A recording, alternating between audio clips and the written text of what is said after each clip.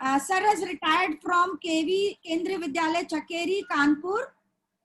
Yes. And from Lucknow region, and we are very lucky to have sir with us, having a lot of experience of college as well as teaching the students of class 12th.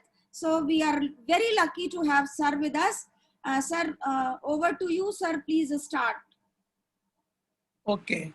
बच्चों, आज हम लोग को पढ़ना था third book का first lesson जो था उपनिवेशवाद और देहात। उसके अंतर्गत हम लोग बात करेंगे परमानेंट सेटलमेंट की।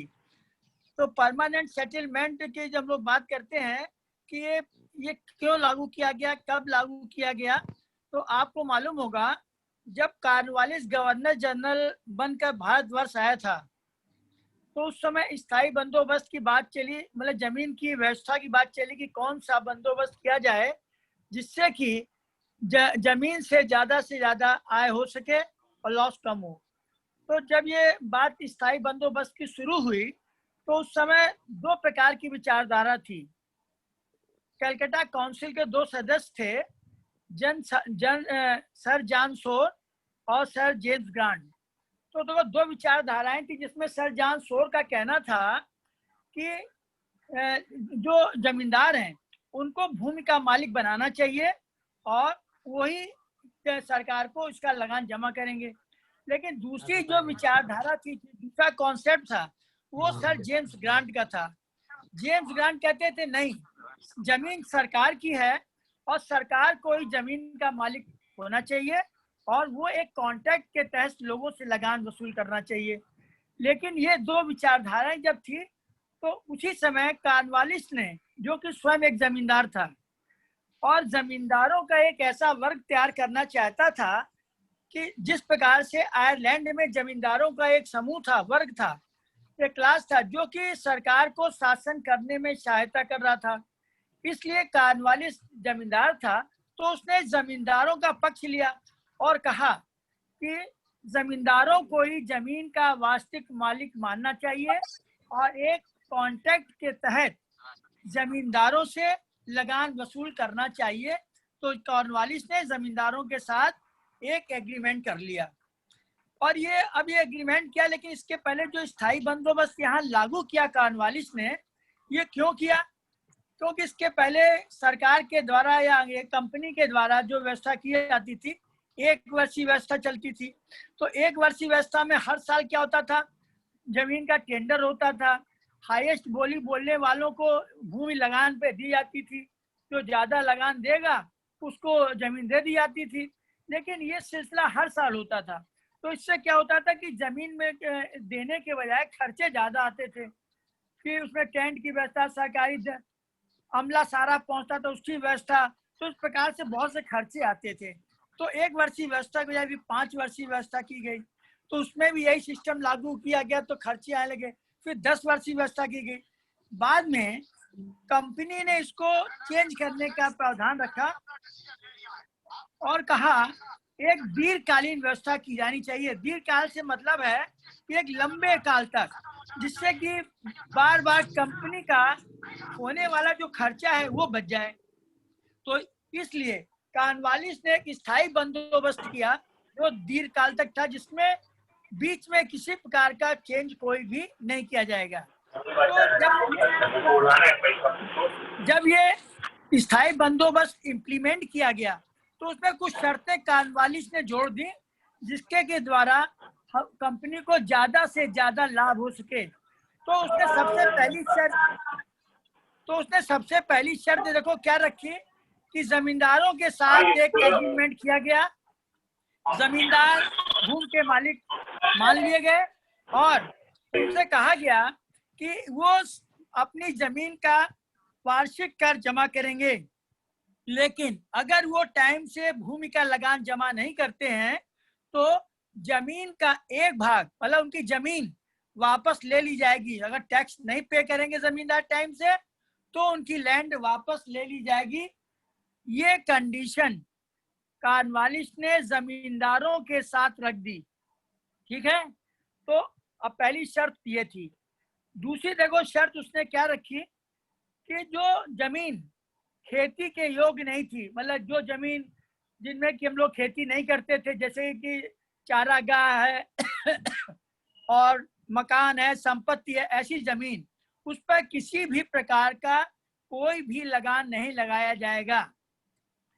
तीसरी शर्त उसने ये रखी कि 1793 में जो भूमि का कर था वो दूना कर दिया गया, मतलब उसमें जमीन का कर था, लगान थी, वो जस्ट डबल कर दी गई, जिससे कि कंपनी की आय बढ़ जाएगी। तो ये दूनी क्यों कर दी गई? क्योंकि कंपनी ये चाहती थी कि अगर ये दीर्घकालीन व्यवस्था है और इसमें बार बार चेंजेस तो होंगे नहीं, लॉन्ग टर्म प्रोसेस है, तो इसलिए उन्होंने कहा कि पहले से ही लगान की दर ज्यादा कर दी जाए, क्योंकि यदि उत्पादन ज्यादा हो जाएगा तो उसको बीच में चेंज नहीं कर सकते, लगान बढ़ा नहीं सकते। इसीलिए उन्होंने एक साथ इसकी लगान की दर दूनी कर दी गई, जो 1793 में 1993 में थी, उससे ज्यादा कर दी गई। चौथा उन्होंने क्या किया कि जो जमींदार लोग थे, जमींदारों के पास पहले जमीन की सारे पावर्स तो होते ही थे, साथ में उनके पास न्याय संबंधी शक्तियां होती थी, तो मतलब न्याय का काम भी देखते थे और जमीन का भी काम देखते थे। तो सरकार ने उनसे क्या किया कि सारी उनसे न्याय संबंधी शक्तियां छीन ली, मतलब न्याय करने का जो सारा राइट था वो जमींदारों से वापस ले लिया गया और न्याय संबंधी कार्य मजिस्ट्रेट ही अब न्याय का कार्य किया करेंगे। अब पांचवी शर्त उन्होंने क्या जोड़ी कंपनी ने कि प्रत्येक जमींदार को अपने किराएदारों के नाम, किराएदार माने जो कि उनकी जमीन में काम करते थे, जैसे किसान होता है, तो उनके नाम का एक रजिस्टर रखना पड़ता था जिसमें उन किसानों के नाम दर्ज होते थे। और उसमें ये भी, और जमींदार किसानों को पट्टा देंगे। पट्टा माने जैसे कि हम लोग जब जमीन परचेज करते हैं तो वो हम लोग को उसकी रजिस्ट्री होती है, तो उसी प्रकार से जमींदार जो अपने अपने किसानों को क्या करते थे, जब उनको जमीनें दी जाती थी तो जमींदार किसानों के साथ एग्रीमेंट करते थे और एक उन्हें पट्टा देते थे कि मतलब इस जमीन पर ये किसान खेती कर रहे हैं। अब देखो ये 5 शर्तें कॉर्नवालिस ने जोड़ दी और इस 5 शर्तों के तहत ही जमींदारों को कार्य करना था। तो ये तो हो गया परमानेंट सेटलमेंट क्या था। इम्तिहान में पूछा जाता है कि व्हाट इज परमानेंट सेटलमेंट, तो आप इसके बारे में बताएंगे कि जमींदारों के साथ व्यवस्था की गई थी और 5 शर्तों के बारे में आप बता देंगे। ठीक। अब ये प्रश्न आता है कि जो जमींदार थे, जो उन्होंने शर्त उनके साथ लागू की गई, तो ये स्थायी बंदोबस्त का लाभ क्या हुआ, इसके मेरिट्स क्या थे? क्योंकि हर जो व्यवस्था लागू की जाती है उसके मेरिट्स और डिमेरिट्स भी होते हैं। और देखो सबसे बड़ी बात, अगर आपको ये 5 शर्तें अगर याद हैं जो कॉर्नवालिस ने स्थायी बंदोबस्त में जोड़ी थी, तो इन्हीं शर्तों के आधार पर आप इसमें से मेरिट्स एंड डिमेरिट्स को भी निकाल सकते हैं, अगर आपको शर्तें ठीक से याद हैं तो। क्योंकि कोई इसमें दूसरी जगह से कुछ आंसर नहीं मिलता, सारे आंसर 5 पॉइंट याद कर लेने से क्वेश्चन के सारे लाभ, डिमेरिट्स एंड मेरिट्स दोनों आते हैं। अब देखो पहला इसमें क्या था, तो पहला मेरिट्स इसकी क्या, पहला लाभ क्या था? देखो ये लॉन्ग टर्म व्यवस्था थी, इसलिए जो प्रत्येक वर्ष होने वाले खर्च थे, क्योंकि पहले जमीन 1 वर्ष के लिए टेंडर पे दी जाती थी, मतलब 1 वर्ष की भूमि की व्यवस्था जो ज्यादा बोली बोलता उसको दी जाती थी, फिर या 5 वर्ष व्यवस्था हो या 10 वर्ष व्यवस्था हो, मतलब इस प्रकार के जो खर्चे थे, जो बोली बोलने में टेंडर, तंबू और सरकारी अफसर के आने जाने का भत्ता होता था, वो सब बच गया इस लॉन्ग टर्म व्यवस्था में कि लंबी व्यवस्था है, इसमें हर साल होने वाले किसी भी प्रकार का कोई भी खर्चा नहीं होना था, तो ये सारे खर्चा बच गए। दूसरा था कि लगान की दर दूनी कर दी गई थी, हमने आप लोगों को बताया था, लगान की दर दूनी कर दी गई।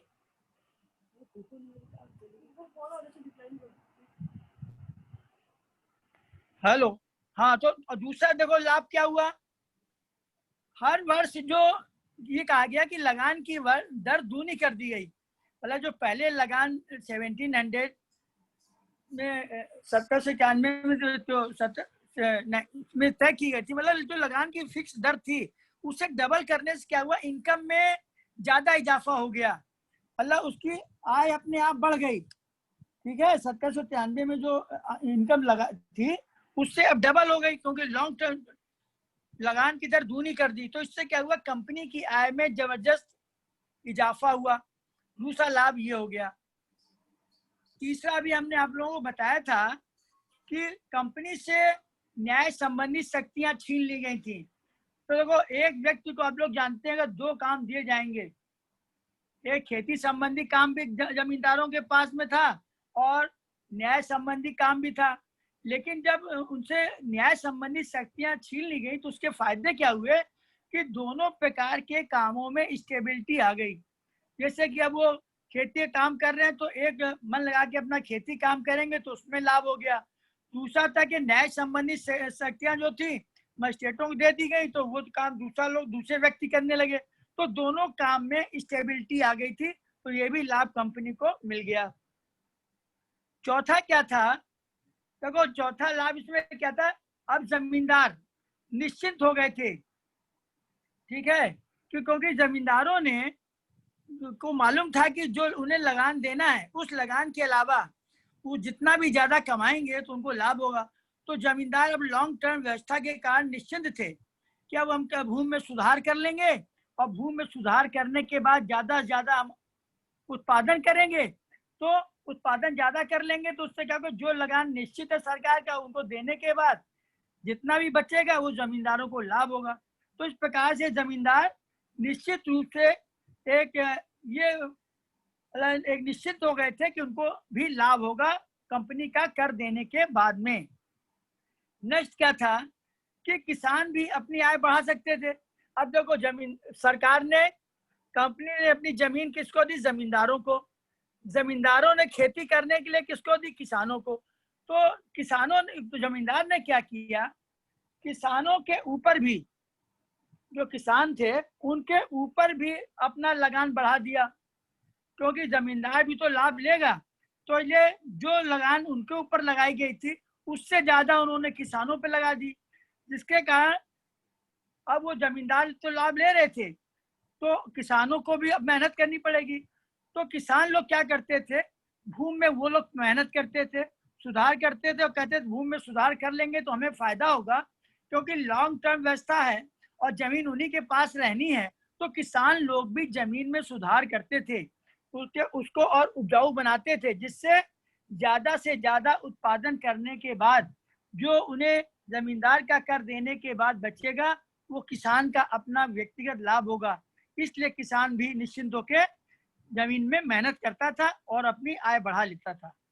नेक्स्ट पॉइंट क्या था, जमींदार किसानों को जमीनों से बेदखल नहीं कर सकते थे। हमने आप लोगों को इसकी एक शर्त बताई थी 5वीं वाली, अगर आपको अभी याद हो, कि हर जमींदार को अपने किसानों को एक पट्टा देना होता था, उनके नाम अपने रजिस्टर में लिखने पड़ते थे। तो कोई भी जमींदार किसानों को बेदखल नहीं कर सकता था। तो किसान इस प्रकार से निश्चिंत थे कि वो जमीन उन्हीं के पास रहेगी और जमींदार उनको बेदखल नहीं कर सकते। तो ये किसान निश्चिंता के साथ अब बैठ सकते थे। और ये भी था कि उनको साथ में सुरक्षा की गारंटी किस बात की थी किसानों को, कि जमींदार किसानों को पट्टे दिया करते थे। जैसे हम लोग जमीन परचेज करते हैं तो हम लोग को रजिस्ट्री मिलती है पेपर्स की, उसी प्रकार से जमींदार किसानों को पट्टे दिया करते थे। उस पट्टे पे उस किसान का नाम होता था। तो इसका लाभ हुआ किसानों को कि वो निश्चिंता के साथ बैठ सकते थे, खेती कर सकते थे और वो अपने भविष्य के प्रति निश्चिंत थे कि जमींदार उनको उनकी जमीन से हटा नहीं सकते थे। अच्छा, इसमें ये हो गया। नेक्स्ट पॉइंट देखिए क्या उसका लाभ मिलता है।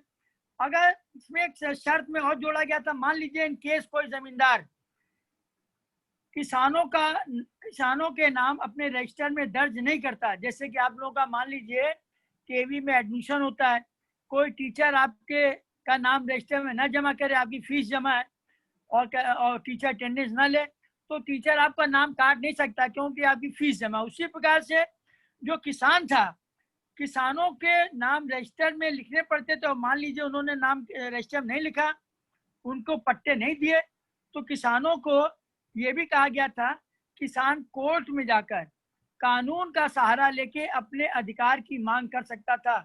मतलब ऐसा नहीं कि साधारण से कोई भी व्यक्ति किसानों को उनसे जमीन से वंचित कर दे। इसलिए जमींदार किसी भी किसान को जमीन से हटा नहीं सकता था, क्योंकि ये दीर्घकालीन व्यवस्था थी। उनको पट्टे मिलते थे, उनका नाम रजिस्टर में दर्ज होता था, और इसके बावजूद अगर जमींदार हटाता था तो वो कोर्ट की सहायता लेकर के अपना अधिकार वापस ले सकते थे। क्लियर? इसके बाद नेक्स्ट पॉइंट क्या था कि देखिए, कंपनी भी, जो कंपनी थी वो भी निश्चिंतता के साथ बैठ सकती थी। क्यों निश्चिंतता के साथ बैठ सकती थी? देखो, 1 वर्ष की व्यवस्था में तो ये होता था, 1 वर्ष की व्यवस्था में, कि जो ज्यादा लगान देगा उसको जमीन मिलेगी। तो ये निश्चित नहीं था कि लगान कितनी ज्यादा कोई देगा। लेकिन यहाँ पे देखो निश्चिंत है कि जो भूमि की लगान थी 2 गुना कर दी गई थी। जब 2 गुना कर दी गई थी तो कंपनी इस बात से बिल्कुल निश्चिंत थी कि खेती हो ना हो, हमने तो जमींदारों को जमीन एक लॉन्ग टर्म में प्रोसेस के तहत दे दी है, जिसमें भूमि का लगान डबल है, और ये जमीन से उत्पादन अब की जमींदार का हो ना हो, जमींदार को लाभ हो ना हो, इससे मतलब नहीं है। लेकिन कंपनी ने जो लगान जमींदारों के साथ फिक्स किया है, एग्रीमेंट किया है, वो लगान जमींदारों को, कंपनी को देना ही होगा। तो इससे कंपनी एक प्रकार से निश्चिंत थी कि किसी प्रकार की उत्पादन हो, बाढ़ आए, कुछ भी हो, या खेती ना हो, उससे मतलब नहीं था। कंपनी अपनी चिंता के साथ बैठ सकती थी कि जो लगान उन्होंने निश्चित किया है वो कंपनी को मिलना ही है। नेक्स्ट इसका देखो लाभ क्या हुआ। इससे क्या हुआ कि जब कॉर्नवालिस ने जमींदारों को जमीन का मालिक माना, मतलब एक एग्रीमेंट जमींदारों के साथ किया, तो कॉर्नवालिस स्वयं एक जमींदार था और जमींदारों को उसने भूमि का मालिक मान लिया। तो ये जमींदारों का एक वर्ग, जो तबका था जमींदारों का एक क्लास, ये सारा कॉर्नवालिस का सपोर्टर हो गया, उसका फॉलोअर हो गया, और कॉर्नवालिस को शासन करने में उसका तरह तरह से सहयोग देने लगा।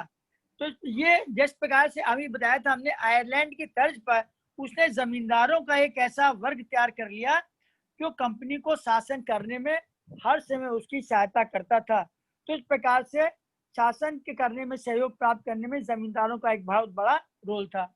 नेक्स्ट एक और इसका देखिए फायदा क्या हुआ, लाभ, कि जमींदार जो थे वो लाभ करते थे, उससे जमींदारों को भी लाभ हुआ, कंपनी को भी लाभ हुआ, किसानों को भी लाभ हुआ।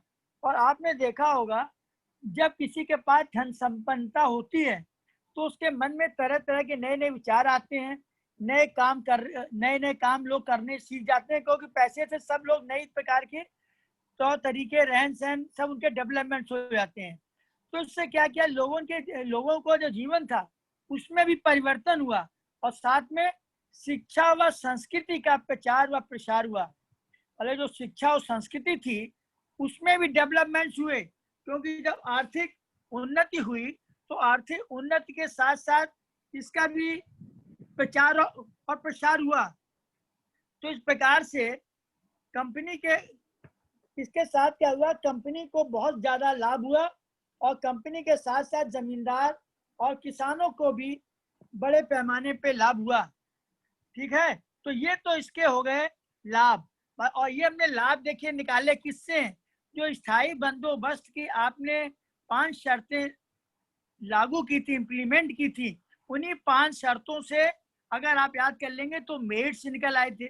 और यही अगर 5 शर्तें आपको याद होंगी तो उन्हीं शर्तों के आधार पर आप उसके डिमेरिट्स भी निकाल सकते हैं, उसमें कोई आपको प्रॉब्लम नहीं होगी। मतलब कोई भी जो ये इम्प्लीमेंट होते हैं, कोई शर्तें होती, कोई भी, जैसे चाहे परमानेंट सेटलमेंट हो या वेलेजली की सहायक संधि हो या कोई भी ऐसे गवर्नर जनरल्स की स्कीम्स होती हैं, उनको याद करने में उनकी कंडीशन आपको याद है तो उसके मेरिट्स एंड डीमेरिट्स आप अपने आप निकाल लेंगे। अब देखिए इसके बाद आता है इसमें कि स्थायी बंदोबस्त के दोष क्या थे। अब देखिए अगर आप ध्यान से अगर पॉइंट देखेंगे तो सब अपने आप आपको उसमें अपने आप मिलने लगेंगे। देखिए सबसे पहला क्या था, ये दीर्घकालीन व्यवस्था थी, और दीर्घकालीन व्यवस्था थी, इसमें जो भूमि का लगान था वो डबल कर दिया गया था। बहुत ज्यादा था। तो बहुत ज्यादा होने के कारण क्या था कि जमींदार सभी किसानों से टाइम से लगान नहीं ले पाते थे। उसके परिणाम स्वरूप क्या होता था, जमींदार सरकार को टाइम से लगान जमा नहीं कर पाते थे, क्योंकि लगान ज्यादा था। ये लगान कम होता तो अपने मान लो पास से भी कर देते, लेकिन लगान बहुत ज्यादा था तो वो टाइम से लगान जमा करने में अक्सर फेल हो जाते थे। और आपकी पहली शर्त में बताया गया था कि जमींदार का भूमि का लगान टाइम से जमा नहीं करेंगे तो उनकी जमीन वापस ले ली जाएगी, ऑक्शन कर दी जाएगी, सरकार उनकी जमीन छीन लेगी। तो इस प्रकार से जमींदारों को इसका नुकसान भी था। अगर एक तरफ उनको लाभ हो रहा था कि ज्यादा से ज्यादा उनको उससे लाभ हासिल कर ले, तो उनको नुकसान भी यहाँ हो रहा था कि टाइम से लगान अगर जमा नहीं हुआ तो जमीनें उनकी छीन ली जाती थी। और उसकी मेन वजह यही थी कि लगान बहुत ज्यादा था। दूसरा देखिए अब क्या था, दूसरा पॉइंट इसमें यह था, लगान अधिक होने से, क्योंकि ये 1793 जो लगान था उससे ज्यादा परमानेंट सेटलमेंट में लगान कर दिया गया था, तो लगान की जो दर थी वो दूनी कर दी गई थी और उसका बोझ किस पे पड़ता था, जमींदारों पर पड़ता था। और जो जमींदार थे लगान के बोझ से दब गए थे। दब गए माने परेशान हो गए थे। उनके दिमाग में हर समय चिंता होती थी कि किस प्रकार से कंपनी का लगान हम चुकता कर दें। लेकिन चुकता वो तभी करेंगे जब जमींदारों को अपनी जो जमीन उन्होंने अपने किराएदारों माने किसानों को लगान दी है, जमीन दी है खेती करने के लिए, वो लोग टाइम से दे देंगे तब वो जमा कर पाएंगे। तो जमींदारों के मन में इस बात का हमेशा प्रेशर बना रहता था, मतलब आर्थिक बोझ से दबे होते थे कि उनको लगान टाइम से मिल जाए और वो सरकार को टाइम से जमा कर दें। तो इस प्रेशर में जमींदार हमेशा बना रहता था, उसके ऊपर आर्थिक बोझ रहता था। तीसरा देखिए इसका नुकसान क्या है, क्योंकि अब देखिए तीसरा नुकसान बता रहे हैं, जमींदारों के साथ इसने जो कंपनी ने शर्त रखी थी ज्यादा से ज्यादा लगान निश्चित कर दिया, डबल कर दिया था। तो जमींदार लगान कहाँ से देगा? तो जमींदार क्या करते थे, किसानों को अपनी जमीन खेती करने के लिए देते थे। तो जमींदार भी किसानों से ज्यादा लगान वसूल करते थे। वो चाहते थे कि कंपनी को लगान चुकाने के बाद, मतलब कंपनी को जो निश्चित लगान चुकाना है जमींदारों को, वो देने के बाद उनके पास बच जाए। इसलिए जमींदार भी क्या करते थे, किसानों के ऊपर ज्यादा से ज्यादा लगान थोप देते थे। तो उससे क्या किसान बेचारा डरता था। तो उसका दुष्परिणाम यही था कि जमींदार किसानों पर भी ज्यादा से ज्यादा लगान थोप देते थे और किसान बेचारा भी परेशान रहता था। और जिसके कारण देखिए पहले तो होता था जमींदार भी परेशान रहता था, जमींदार किसानों पर ज्यादा लगाम थोपते थे तो किसान भी परेशान रहता था। तो इस लॉन्ग टर्म में जो प्रोसेस था, दीर्घकालीन व्यवस्था थी, तो उसके दुष्परिणाम भी सामने आ रहे थे। नेक्स्ट देखिए क्या था, जमींदार किसानों के नाम अपने रजिस्टर में लिखने के लिए बाध्य थे कि हर जमींदार अपने किराएदार माने किसानों का नाम अपने रजिस्टर में दर्ज करेगा, रजिस्टर में दर्ज करेगा, लिखना पड़ेगा, उसको पट्टे भी देगा। लेकिन ज्यादातर किसान जमींदार क्या करते थे, चालाकी करने की कोशिश करते थे। सोचते थे कि जो किसान ज्यादा से ज्यादा भूमि का लगान दे हम उसको जमीन अपनी दे दें खेती करने के लिए। तो इसलिए वो किसानों के नाम रजिस्टर में नहीं लिखते थे और न ही किसानों को पट्टे देते थे। ये सिर्फ जमींदार क्यों करते थे, चालाकी के लिए, कि जिससे दूसरे किसानों को जमीन दे सके जो ज्यादा लगान दे। तो इस प्रकार से उनके नाम जब रजिस्टर में नहीं लिखे जाते थे और किसानों को उनकी जमीन से वंचित कर दिया जाता था। और जबकि वो जमीन उन जिन किसानों को देनी थी उनको देना चाहिए था, उनके नाम के पट्टे देने चाहिए थे, मतलब किसानों को पट्टे देने की बात हुई, नाम लिखने की बात हुई, लेकिन बेचारे किसान इससे वंचित हो जाते थे। नेक्स्ट देखिए इसके साथ क्या था, इसमें यह भी कहा गया था कि मान लीजिए जमींदार किसानों का नाम अगर नहीं लिखता है रजिस्टर में, उनको पट्टे नहीं देता है, तो किसान लोग कोर्ट में जाकर न्याय की मांग कर सकते थे। लेकिन आप लोग खुद समझ सकते हैं कि ये गरीब किसान कोर्ट में जाकर न्याय की मांग कैसे कर सकता है, जबकि उसके पास खाने पीने की वस्तुएं ही नहीं है, खाने पीने के लिए वो मोहताज है। और दूसरी तरफ कहा जा रहा है कि किसान कोर्ट में जाकर न्याय की मांग कर ले। न्याय कहाँ से मिल जाएगा? तो न्याय पाना बहुत महंगा था और जो गरीब किसान था वो अपनी जमीन से वंचित हो जाता था। क्लियर? नेक्स्ट पॉइंट देखिए, जो जमींदार था किसानों पे बहुत ज्यादा लगान लगा देते थे। तो किसानों पे लगान जो लगाते थे वो जमींदारों पे जो लगान लगती थी उससे भी ज्यादा थी। तो किसान बेचारे भी क्या करते थे, जमींदारों को कभी भी लगान टाइम से नहीं दे पाते थे, तो जमींदार उनके साथ दुर्व्यवहार करते थे, क्योंकि किसानों पे लगाया हुआ जो लगान था किसानों पे जमींदारों पे लगाए हुए लगान की तुलना में कहीं ज्यादा था। तो इसलिए किसान भी अपनी लगान को टाइमली जमा करने में असमर्थ होते थे और उनका शोषण होता था। नेक्स्ट देखिए क्या है, नेक्स्ट इसका डीमेरिट। किसान भी अधिक से अधिक कमाने की कोशिश करते थे और जमीन से ज्यादा उत्पादन करने की कोशिश करते थे। लेकिन अब देखिए किसान क्या करता था, जमीन में सुधार करने की कोशिश करेगा तो आपने देखा होगा हर आदमी सोचता है कि उसके कम से कम पैसे खर्च हो और ज्यादा से ज्यादा उसे लाभ हो जाए और उसके पैसे कम खर्च। इसी प्रकार से किसान क्या करता था, जमीन में सुधार लाने के लिए सस्ते खाद बीज का भी प्रयोग करता था, जिससे कि वो सोचता था कि हमारे पैसे कम खर्च हो और हमें उत्पादन ज्यादा हो जाए। कुल मिला के कहने का आशा ये है, किसान और जमींदार हर आदमी जमीन से ज्यादा दोहन कर रहा था, मतलब जमीन से ज्यादा उत्पादन करने की कोशिश कर रहा था, जिससे कि उन्हें ज्यादा से ज्यादा लाभ हो। लेकिन इसके दुष्परिणाम क्या हुए कि जो जमीन थी जब ज्यादा से ज्यादा उससे उत्पादन किया जाने लगा तो धीरे धीरे जो उपजाऊ जमीन थी वो बंजर भूमि में परिवर्तित होने लगी, क्योंकि जमीन को बहुत ज्यादा लोग उपजाऊ बनाने के लिए अधिक खर्च नहीं करते थे, अच्छे खाद और बीज का प्रयोग नहीं करते, खाद वगैरह नहीं अच्छी डालते थे, सस्ते में काम चलाते थे। तो इस प्रकार से ज्यादा उत्पादन भी चाहते थे और जमीन में सुधार भी नहीं करते थे, उसको रिफॉर्म्स नहीं करते थे। तो इसका कुल मिला के जमीन पर बुरा प्रभाव पड़ा कि जो उपजाऊ भूमि थी वो बंजर भूमि में परिवर्तित होने लगी। एक और इसका देखिए दुष्परिणाम क्या हुआ, ये उन्हीं 5 शर्तों में से ही है। आपको मालूम होगा जो जमींदार थे उनके पास पहले न्याय संबंधी शक्तियां भी होती थी और खेती संबंधी शक्तियां भी होती थी।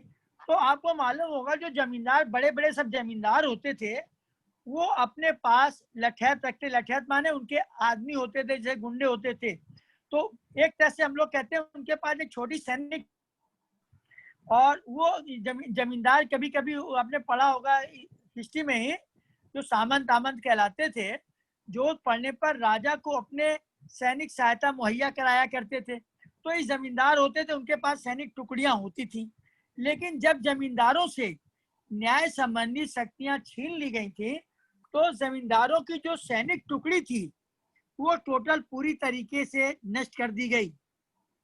जब सैनिक टुकड़ी नष्ट कर दी गई तो जमींदार के जो सेना थी वो भंग हो गई और उनके पास किसी प्रकार की कोई सैनिक शक्ति नहीं बची। ठीक है, और एक और मैं आपको पॉइंट बता दूं कि इसका दुष्परिणाम, सबसे बड़ा एक और दुष्परिणाम क्या था कि इस दीर्घकालीन व्यवस्था में होता क्या था कि उत्पादन हो ना हो, चाहे ओलावृष्टि हो जाए, बाढ़ आ जाए, सूखा पड़ जाए, तो उनको अपनी भूमि का लगान किसानों को भी और जमींदारों को भी जमा करना पड़ता था। तो या ये उनके साथ मजबूरी थी, उत्पादन होता नहीं था, वो अपनी भूमि का लगान कहाँ से जमा करें। तो इस प्रकार से जब किसान नहीं जमा कर पाता था तो जमींदार भी नहीं जमा कर पाता था, तो इस प्रकार से जमींदार की जमीनें भी छीन ली जाती थी। तो ये आपका हो गया स्थायी बंदोबस्त और स्थायी बंदोबस्त के उसके परिणाम। ठीक है, ओके। इसीलिए सर इनकी इनकी बुक में जो है 2-3 पॉइंट्स शुरू में ही दिए हुए हैं। क्या? Why जमींदार failed to pay the revenues तो ये सारे जो पॉइंट्स हैं उसी में कवर करता है ना? जी जी आपने जितना बताया ये पूरा का पूरा इनका जो zamindars resist and why the rise of the jotedars, this was yes reasons of the rise of the jotedar. उसके बाद why zamindars defaulted on payments and the problems of unpaid revenue, ये सारा कुछ जी आपने इतनी देर में कवर कर दिया है ना? जी सर थैंक यू जी very much for taking the session. Children, any question?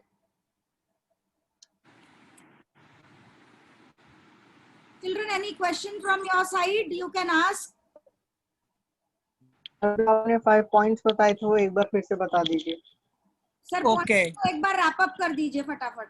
Okay okay देखो बेटा, मैंने अगर ये 5 शर्तें याद होंगी ना तो उससे तुम इसके मेरिट्स एंड डिमेरिट्स आप आराम से लिख सकते हो.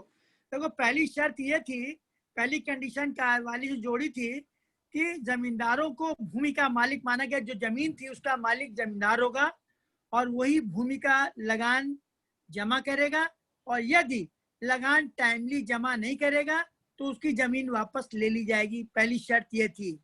दूसरा, जो जमीन खेती वाली नहीं थी, जिसमें उत्पादन नहीं होता था, जैसे मकान, चारागाह, संपत्ति होती थी, उससे किसी भी प्रकार का कर वसूल नहीं किया जाएगा. तीसरी कंडीशन ये थी कि जो भूमि का लगान पहले से चला आ रहा था उस भूमि की लगान की दर 2 गुनी कर दी गई. मान लीजिए 1793 में भूमि की लगान 25% थी तो 50% कर दी गई, मतलब जस्ट डबल कर दी गई. तो भूमि की लगान दूनी कर दी गई, क्योंकि लॉन्ग टर्म सिस्टम था कि लंबे काल की व्यवस्था में कोई भी चेंज नहीं होता. जैसे कि आप बैंक में कोई एफडी करते हैं, 10 साल की एफडी करते हैं, मान लीजिए आपने 10% पे कर दी, ठीक है, तो कल को अगर रेट 5% हुआ या 15% हुआ तो कोई भी एग्रीमेंट चेंज नहीं होता. इसलिए कंपनी ने लगान की दर, जो टैक्सेस थे, पहले ही डबल कर दिए थे. चौथी कंडीशन ये थी, जमींदारों के पास पहले न्याय संबंधी पावर भी थी और खेती संबंधी पावर थी, इसलिए जमींदारों से न्याय संबंधी शक्तियां छीन ली गई. मतलब जजमेंट का जो राइट है जमींदारों से ले लिया गया, क्योंकि अब जमींदार केवल जमीन संबंधी कार्य ही करेंगे. पांचवा क्या था, लास्ट तो पांचवी शर्त, किराएदार, जमींदार अपने किराएदार माने किसान जो उनकी लैंड पे खेती करते थे, उनके नाम रजिस्टर में दर्ज करने पड़ते थे और उनको उनके नाम का पट्टा एक रजिस्टर्ड, मतलब एक एग्रीमेंट करना पड़ता था जो किसानों को दिया जाता था, जिससे कि किसानों को जमीन से वंचित ना किया जा सके, निगलेक्ट ना किया सके. और अगर कोई जमींदार उनको पट्टा नहीं देता है और उनके नाम रजिस्टर में दर्ज नहीं करता है तो किसान कोर्ट में जाके अपनी न्याय की मांग कर सकते हैं. ठीक है, okay. Yes sir, thank you sir. Okay Any other question? Sir, hello. Harshita, hello. Yeah, sir, can you explain Rajmahal Hill? Harsh, ठीक Can you है. explain Rajmahal Hill? Hello. hello Harsh. I'm asking, can you explain Rajmahal Hill? Ask from settlement.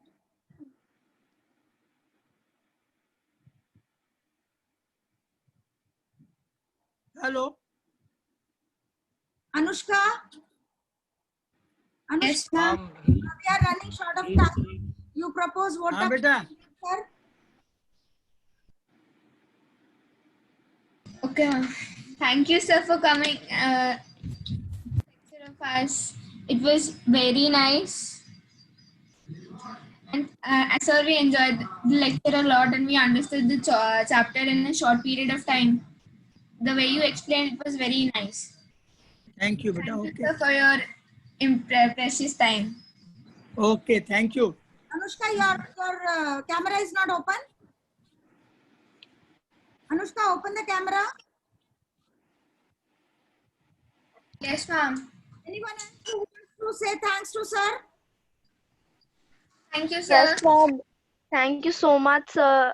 आपने Thank जो you, भी sir. पढ़ाया बहुत अच्छा पढ़ाया. Thank you sir. आपकी वजह से हमें बहुत सारी नॉलेज मिल गई है, एक्स्ट्रा नॉलेज भी मिल गई. Thank you so much sir.